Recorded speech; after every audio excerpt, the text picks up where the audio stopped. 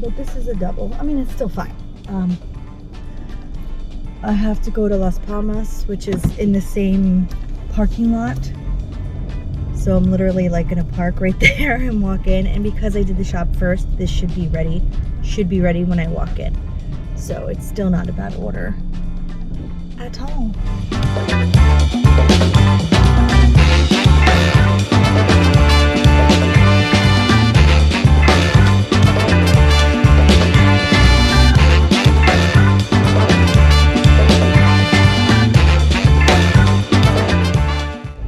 $6.25 to go right here at Walgreens and shop for, I think it said like, okay, 6 items, 3 miles.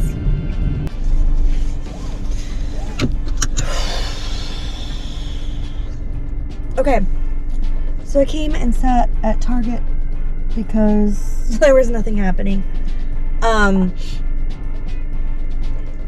But I just got a call to go over to Aldi, which is in the next complex over, so it'll take me just a couple minutes to get over there. I only have to shop for 22 items. And it's for like $32 and some change. I have to drive 14 miles, so even if I have to drive a few miles back, it's not that big of a deal. So yeah, I took it. I wish I remembered what time it was when I started this shop. This person got 10 dozen eggs. 10 dozen. So either they're a big family who eats a lot of eggs, or she or he is doing a bunch of baking, because he also got 2 bags of almond flour. Good amount of produce, which I had some trouble because, like, so it will ask you with certain things, like let's say zucchini, right? It'll have you check how many. So let's say 2.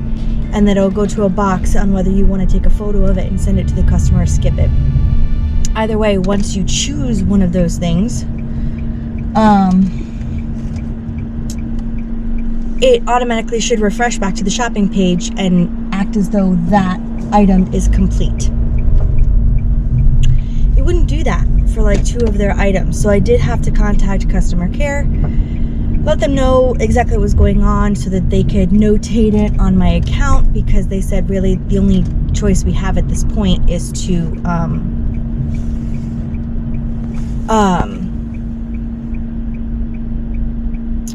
put unavailable item, refund them, but purchase them anyway.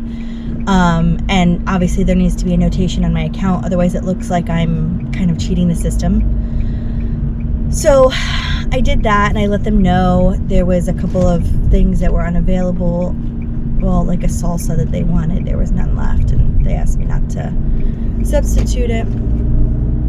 And then sometimes a store, especially Aldi, they're kind of notorious for this, they will change their packaging, like the look of their packaging. And so there was like a never any, it just never has any antibiotics or hormones or whatever, chicken tenderloins that they wanted, but they changed the packaging. So with meat, they have us take a photo of it and send it to them just to make sure they're getting a meat that looks good to them, which makes sense.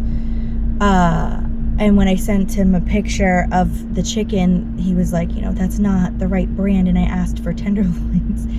It's just crazy how people come at people, and things can get misconstrued in chat, like via text message, but just seemed very like accusatory when, like, one, the app wouldn't have let me scan it if it was the wrong kind, and if so, it would have told you that I substituted it, and it didn't, because I didn't.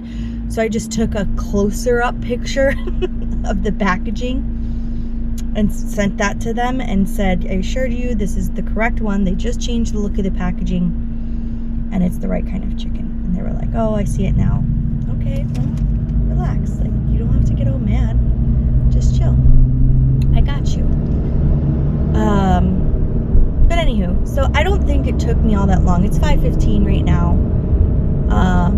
And it's gonna take me about a half an hour to get to the customer. So all in all, I mean, I don't think it's going to affect too much. I know one thing was added after I accepted the order, but that doesn't usually affect our pay too much. It still should be around $32. And I think it took me about a half an hour in there. Because even though it said 22 items, there was a lot of like duplicates of stuff, 2 of things, and then like 10 dozen eggs. So I'm trying to keep those safe in my back seat so that they don't kind of fall all over the place in the trunk with everything else, which it shouldn't. I'm a good driver, so things shouldn't be bouncing around. But anywho, I'm gonna go ahead and get this done and hope that I can get some sort of Uber Eats order to get me back to this area, so that I don't have a bunch of wasted miles. Okay, so they were outside when I got there, which was nice. The gentleman helped me get all the bags out of the car. Well, we kind of made it an assembly line. So that works for me. And now I just kind of have to figure out my way back. Alright, so I finally got something as I'm working my way back. I'm about 5.5 miles from the area that I was going to be at, which is 5.5 miles from where this next pickup is. It's an Uber Eats for $10.05, I think it was, to go to ABC Liquor, purchase 2 items, which, if you remember, I'm working on a quest or a promotion or whatever. I have to do 4 shop and delivers by the 6th. And being that I work today, tomorrow, and Thursday, if I get 2 done today, then I only have to get 1 each in the next couple of days, which shouldn't be a problem. And if I get 2 of them tomorrow, I'm turning this shopping thing off because it's absolutely awful. But anyway, it was for like 9.4 miles. But like I said, I was 5.5 miles away from ABC Liquor, which is where I was going to be parking to wait for another order. And if that was the case, it'd be $10 for 4 miles. That's still really good. So I decided to take it. There was a couple that I said no to because it wanted to take me up to Dade City, and no ma'am. I was already further than I wanted to be. So we're headed there now. I just put my DoorDash on pause. And let's see if it tells us. Okay, so just a couple, some Stella and some other beverage. All right, I've been sitting for a few minutes. Well, more than a few minutes. And I just got an offer for $14.75 to go to Hungry Howie's and then to Target to pick up like 2 or 3 items. And Hungry Howie's and Target are right near each other. So I'm not too worried about that. And it was like 5.3 miles or something. So it is what it is. I think it's funny lately how like Tuesdays were always kind of the worst day, but I do pretty well on Tuesday mornings. It's Tuesday nights that really have turned out to suck, but it's all good.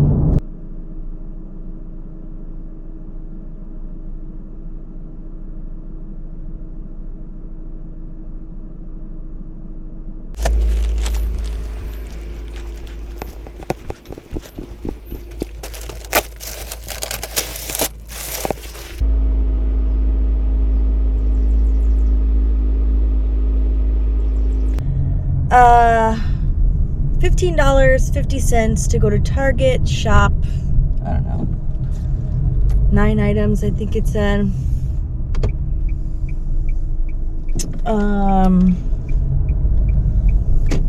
And drive like 6 miles. This last drop off was at an Econo Lodge. They said to leave it in front of their door, but there was a woman in a wheelchair with little chihuahua, and she was sitting in the middle of the hallway. Like, I had to go around her. She had no interest in moving, and she had like a little chihuahua on her or whatever, and I'm like going around her, which is already awkward, and she's like, get those bags out of in front of me. It's like, excuse me? Get those bags from in front of me. All right. Or you could just not be in the middle of the hallway. That's cool too. Like, she was right there, like right by the lobby. Like, she could be out in the lobby. Instead, she's just chilling in the middle of the hallway. Anyways, I'm literally 2 minutes away from this next stop, so I'll be there in a second.